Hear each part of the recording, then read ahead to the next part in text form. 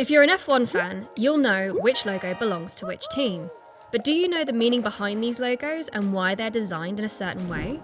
Let's take a look at the obvious and not so obvious meanings behind F1 team logos, starting with McLaren.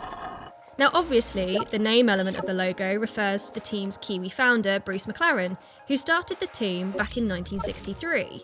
But did you know that the little swoosh element above the N represents the swirling vortices that come off the tail of an F1 car in the wind tunnel? Neat, huh? Moving on to reigning Constructors' Champions, Mercedes. Now again, the written part of the logo is pretty self-explanatory. AMG is the high-performance subsidiary of Mercedes-Benz, and Petronas is their title sponsor.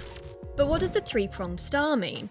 Well, according to the company, it represents the manufacturer's drive towards universal motorization, with its engines dominating the three areas of mobility: the land, the sea, and the air. As if their F1 domination wasn't enough. Next up, Renault. Now, like McLaren, the logo incorporates the names of the founding brothers of the automaker, Louis, Marcel, and Ferdinand Renault, not to be confused with Fernando. Not many people can trace back why the main Renault emblem is a diamond, but many say that it's a symbol of strength. Many F1 fans were confused when Red Bull decided to rebrand their sister team Toro Rosso to AlphaTauri, or is it AlphaTauri? Anyway, what exactly is an AlphaTauri, and what does it have to do with Red Bull or F1? Now the A and the T in the logo are the Greek letters for Alpha and Taur. Combine them together and you can see an infinity symbol. The brand AlphaTauri is the premium fashion brand owned by Red Bull. The name AlphaTauri comes from the name of the giant red star in the constellation of Taurus, so in other words, the red star of the Bull constellation. Get it?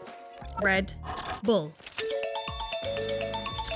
Not to be confused with AlphaTauri, time to get a little more complicated with the Alfa Romeo logo.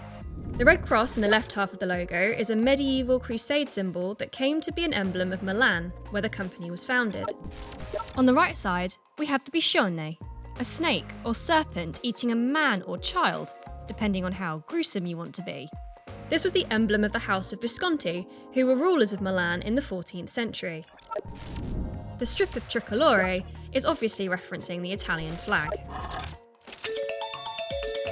Sticking with Italy, here's another logo steeped in history: Scuderia Ferrari. Enzo Ferrari chose the now infamous prancing horse to represent his brand in memory of Italian pilot and World War I hero Francesco Baracca.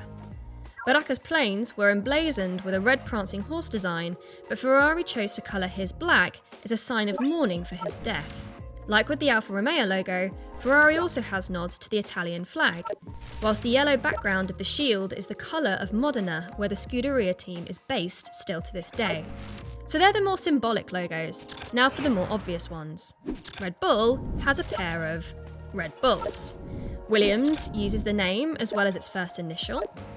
Racing Point has had a go at being a little more symbolic, which also has been noted as being quite a clever way of marketing for the brand to sponsors, as the logo effectively then becomes sponsor name Racing.